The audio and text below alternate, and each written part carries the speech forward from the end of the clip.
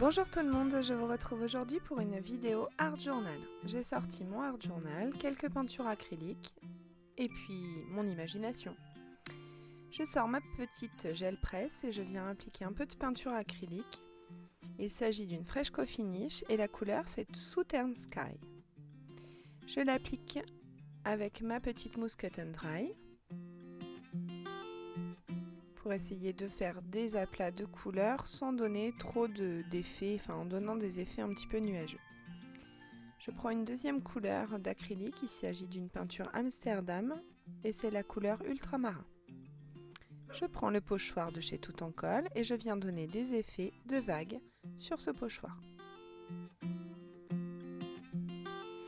Puisque l'effet escompté, c'est une journée à la plage.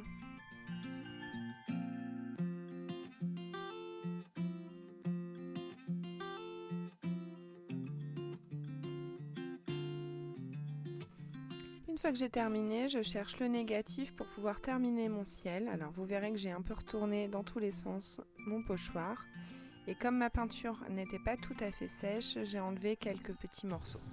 Voilà, je tourne encore dans tous les sens, je me demande comment je vais faire et puis finalement, je fais des petits effets de vaguelettes un peu partout et d'éclaboussures. Je nettoie bien entendu ma gel presse. Et je passe maintenant à la pâte de structure. Ici, il s'agit de la Grunge Paste.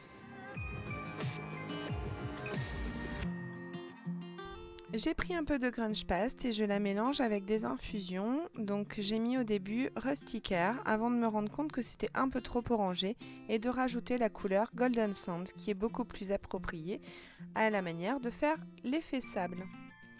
Je la passe en aplat et je donne à l'aide de mon couteau quelques petites touches comme si c'était effectivement une plage de sable fin.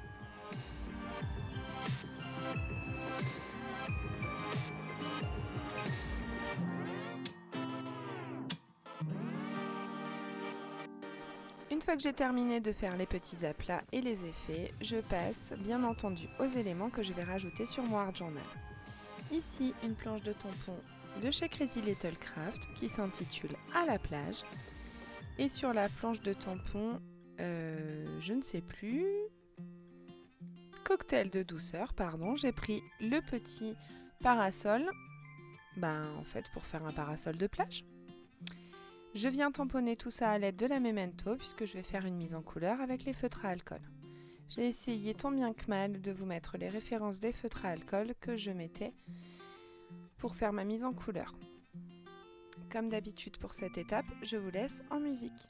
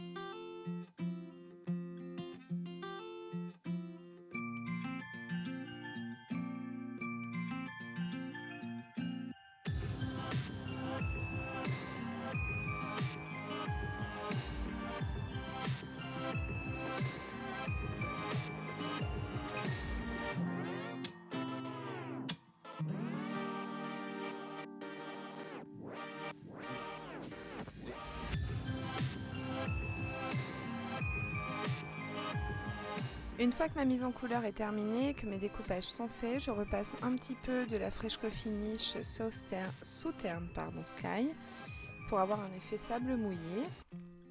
Je prends le tampon à la plage du set de tampons du même nom de chez Crazy Little Craft et je viens prendre mon pad d'encre Wow, puis je l'embosserai en blanc.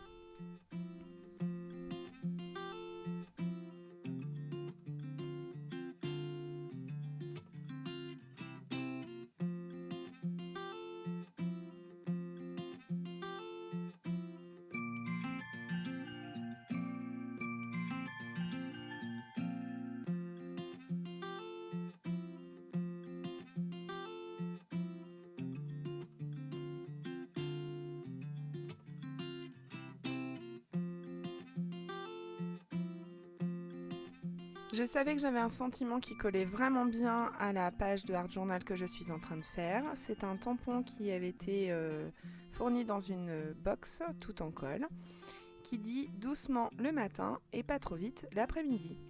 Donc je décide de le tamponner sur un papier DCP, c'est un papier quelconque, hein. Et puis je le tamponne à la Versafine et je le colle avec une colle que je suis en train de tester actuellement qui est une colle Tombow. C'est la Mono Liquid Glue. Écoutez, je la trouve pas mal. Franchement, je la trouve pas mal. Après, elle est vraiment très très liquide, hein, donc faut y aller avec un peu de parcimonie quand même. Je colle tous mes petits éléments. Je suis désolée, je suis hors cadre. Et comme ça va me choquer, vous allez voir, je vais rajouter quelque chose parce que je trouve que ces éléments sont un petit peu trop à plat. Et puis je trouve qu'il manque un peu de détail et un peu de profondeur à ma page de Art Journal. Donc je vais rajouter encore un élément supplémentaire. Une fois que tout est bien collé, je reprends donc la pâte de structure Grunge Paste que je remélange avec le Golden Sand, toujours pour cet effet de sable. Et je viens recouvrir mes petits éléments pour qu'ils soient comme s'ils étaient enterrés dans le sable. Et là, je trouve que ça fait un peu plus réaliste.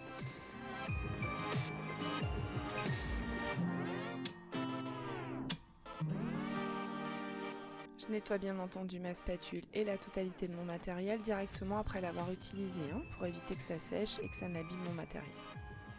Je rajoute un peu de feutre noir tout autour de mes petits sentiments.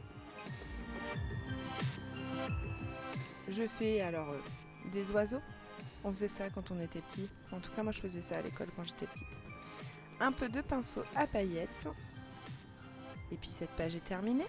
Alors je vous laisse comme d'habitude avec les photos de fin. Cette fois-ci elles ont été prises dans mon jardin et à côté de mon yucca. Si vous n'êtes pas abonné à la chaîne, n'hésitez pas à le faire et je vous dis à bientôt pour de nouvelles réalisations.